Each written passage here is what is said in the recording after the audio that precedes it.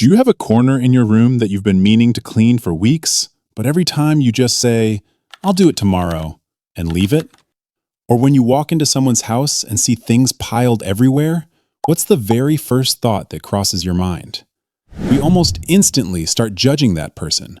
We think they're lazy, not putting in any effort. But really, we're not judging the room. We're judging the person living in it. From the outside, cleaning looks like such a simple, straightforward thing. So why isn't it getting done? And that's where it gets interesting. Because a lot of people living in messy rooms are actually the most punctual and reliable people in every other area of their life. They finish their work on time. They follow through on their commitments.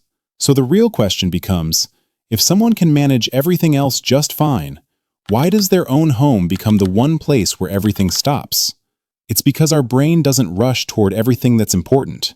It rushes toward whatever is standing right in front of it, demanding attention right now. If a bill is due tomorrow, the brain kicks in. But that corner that's been sitting messy for 2 months? Every day the brain gets the same signal. We can deal with that tomorrow. And slowly, you're not just postponing one task, you're postponing an entire category of your life. And let's say one day you actually push yourself to start cleaning.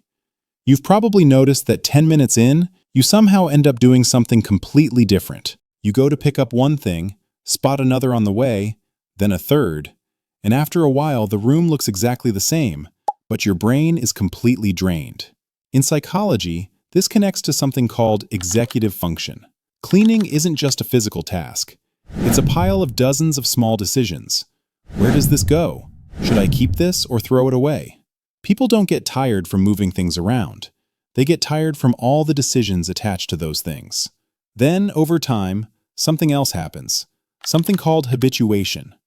The mess that caught your eye on day one, your brain slowly turns into background noise after a few weeks. You literally stop seeing it. That's why a guest spots the mess the moment they walk in, while you've been living there every day and genuinely stopped noticing. Your brain learned to ignore it. But the deepest part of this isn't really about habits or laziness. Some things we don't hold on to because we need them. Think about how hard it is to throw away something with zero practical value. That's because people don't keep things for their usefulness. They keep them for the meaning and memories that got attached to them over time.